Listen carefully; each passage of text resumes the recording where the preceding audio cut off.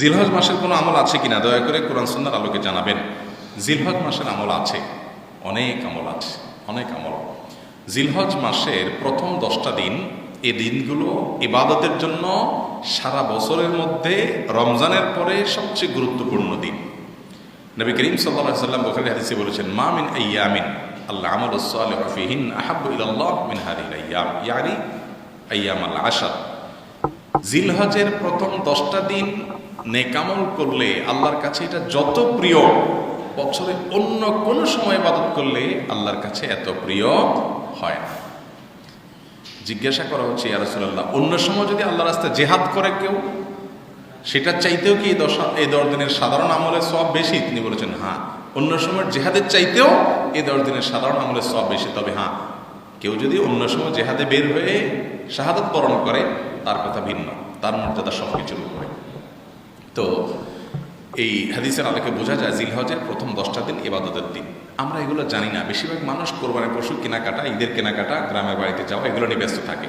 জিলহজের প্রথম 10 দিনে প্রথম কাজ হলো হজ করার সুযোগ থাকলে হজ করা, কোরবানি করা। যারা কোরবানি করবেন তারা জিলহজের প্রথম 10 দিন আপনার চুল নখ ইত্যাদি কাটবেন না, চাঁদ ওঠার আগে কেটে ফেলবেন। অনেক ওলামা ইকরাম বলেছেন যে কোরবানি করবে না সেও এটা করতে পারে।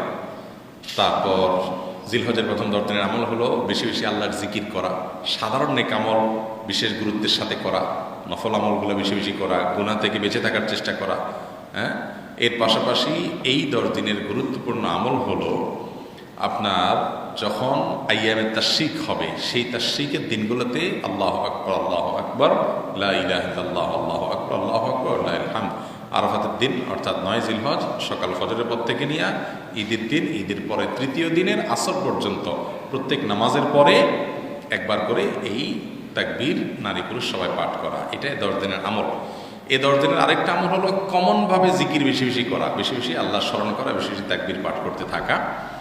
এবং সেই সাথে এই 10 দিনের আরেকটা গুরুত্বপূর্ণ আমল হলো যে অনেক বর্ণনার মতে বোঝা যায় নফল সিয়াম প্রথম 9 দিনই রাখা, আর না পারলে কমপক্ষে আরাফাতের দিনে সিয়াম পালন করা।